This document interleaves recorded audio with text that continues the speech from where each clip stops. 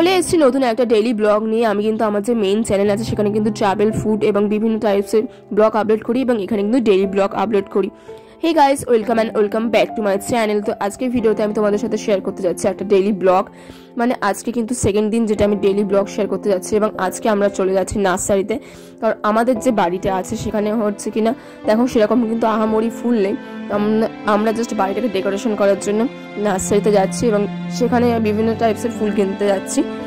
তো মানে ফুল না, অ্যাকচুয়ালি ফুল গাছ। এবং আমাদের বাড়ি দেখো জাস্ট গোলাপ ফুলগুলো ভরে ভরে আছে এবং আমাদের বাড়ির যে সামনের যে ভিউটা সেটা কিন্তু সুন্দর, মানে তুমি যাই বলো তাই বলো। এবং এখানে কিন্তু মানে অনেক লোকজন আর কি ফটো টটো তুলতে আসে এবং সেই হিসেবে আমাদের বাড়ির ভিউটা কিন্তু সুন্দর না। তো আমরা ভাবলাম যে বাড়ির যে ডেকোরেশনটা করা উচিত, যেহেতু আমাদের রাস্তার ধারে বাড়ি, তাই জন্য আমাদের বাড়ির থেকে কিছুটা দূরে আর কি মানে অন্য একটা পাড়ায় আর কি একটা নার্সারি মতো আছে। তো আমরা সেখানেই যাচ্ছি হেঁটে হেঁটে বিকেলবেলায় এবং ভাবলাম যে দেখা যাক যে ওখানে কি কি গাছ আছে। আমি নিজেও জানি না কি কি গাছ আছে ওখানে, মানে এই গাছগুলো আর কি আছে গিয়ে দেখলাম। এবং সত্যি কথা বলতে কি একটা গাছও কিন্তু আমাদের পছন্দ হয়নি।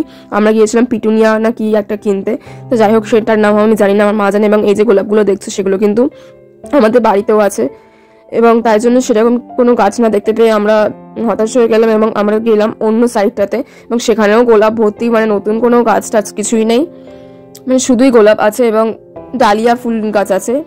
আমরা ভেবেছিলাম বিভিন্ন রকম ফুলের গাছ কিনে বাড়িটাকে ডেকোরেশন করবো, কিন্তু আমাদের যে এক্সপেকটেশন ছিল তার সাথে রিয়েলিটি কোনো মিল ছিল না, কারণ সেখানে সেরকম কোনো গাছ ছিল না। এবং এই যে গাছগুলো ছিল এগুলো অলরেডি আমাদের বাড়িতে আছে, সেরকম কোনো আহামরি গাছ নেই। এবং ঝাউ গাছগুলো তো আমাদের বাড়ির পাশেই আছে। এবং তারপরে আমরা বাঁশবাগান দিয়ে বাড়ি যাচ্ছিলাম, মানে বাঁশবাগানে তখন কিন্তু কোনো শিয়াল টিয়াল ছিল না। যাই হোক, তারপর জানি না কেন হঠাৎ করে দেখলাম পিছন থেকে একটা বিড়াল উড়ে এসে জুড়ে বসে ম্যাও ম্যাও ম্যাও ম্যাও করতে করতে পা জড়িয়ে মতো ধরলো, মানে পার ধারে ঘুরঘুর ঘুরঘুর ঘুর করছিল। এবং আমরা যখন যাচ্ছিলাম বিড়ালটা কিন্তু আমাদের সাথে সাথেই যাচ্ছিল এবং বিড়ালটা কিন্তু খুব কিউট ছিল, দেখে তো মনে হলো এটা একটা মেয়ে বিড়ালই ছিল। সেটা যাই হোক, যে বিড়ালই হোক, মেয়ে বিড়াল হোক বা হলো বিড়াল হোক, সেটা আমার দেখার বিষয় না।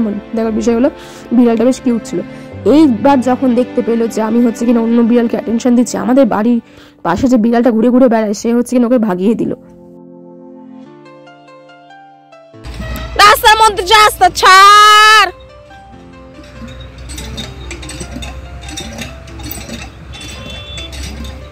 তারপরে আমাদের বাড়ির পাশে যে মোটা বয়স্ক বিড়ালটা, ওই যে বিড়ালটাকে ভাগিয়ে দিল, সে রাস্তার মধ্যে দেখো শুয়ে পড়ে কেমন নকশা করছে, আমাকেও যেতে দেবে না তাই আর কি। এবং আমি যেখানে যেখানে যাচ্ছি আমার সামনে গিয়ে এরকম করে শুয়ে পড়ছে, কি জ্বালাতন পড়া গেল। এবং ও না কোথা থেকে জানি না ছাইটাই মেখে আসে এবং হচ্ছে কিনা কিরকম নোংরা ভেজে থাকে এবং ও গা কোনোদিনও পরিষ্কার করে না। ওকে আমি যতই চ্যান করাই না কেন ওর ঠিক আবার সেই নোংরা মেখে আসবে। বিড়ালরা যে এরকম হয় এই বিড়ালটাকে দেখে আমি প্রথমবার বুঝতে পারলাম। এবং আমি যেরকমভাবে হাঁটছি ও দেখো সেরকমভাবে হাঁটছে এবং রাস্তার মধ্যে গিয়ে শুয়ে পড়ছে। এই এক মহা যন্ত্রণায় পড়া যায়। প্রায় ও বিড়ালটা আমাদের বাড়ি পর্যন্ত চলে গিয়েছিল এবং হচ্ছে কিনা রাস্তার মধ্যেখানে গিয়ে গিয়ে বসে পড়ছিল এবং ও মানে ভাব দেখছিল যে আমি কিছু এনেছি কিনা ওর জন্য, বাট আমি আলটিমেটলি কিছুই আনিনি। এবং দেখো আমাকে হাতে দুটো কঞ্চি ধরিয়ে দিয়েছে এবং আমার মাও কিছু কঞ্চি নিয়ে যাচ্ছে। এই কঞ্চিগুলো কারোর পিছনে দেবো না, এগুলো আসলে গাছ যেহেতু ভালো করে আর কি দাঁড়িয়ে থাকে সেই জন্য আর কি এটা খুঁটি হিসেবে কাজে লাগবে ছোটো ছোটো করে কেটে। এবং যে বিড়ালটা ছিল সেটা কিন্তু আমার দিদার সাথে চলেই গিয়েছে, আমার দিদার একটু খাবারের লোক টোক দেখিয়ে নিয়ে গিয়েছে, নাহলেও কিন্তু আমার পিছন ছাড়ছিল না। যাই হোক, এবং দেখো আমাদের বাড়ির সামনে যে ভিউটা ছিল সেটা কিন্তু খুবই সুন্দর এবং এই ছিল মোটা মোটা দুটো কঞ্চি। যদি বাস হতো হয়তো আমি কাউকে দিয়ে দিতে পারতাম, কিন্তু কঞ্চিটা ঠিক দিলে ভালো লাগবে না, তাই জন্য কঞ্চিটা আমি কাউকে দিতে চাই না, আমি হাতে করে নিজেই নিয়ে যেতে চাই। এবং এই দেখো আমি কিন্তু নেইল এক্সটেনশনটা করিয়েছিলাম। তো এই নেইল এক্সটেনশনটা তোমাদের কেমন লাগলো বলো।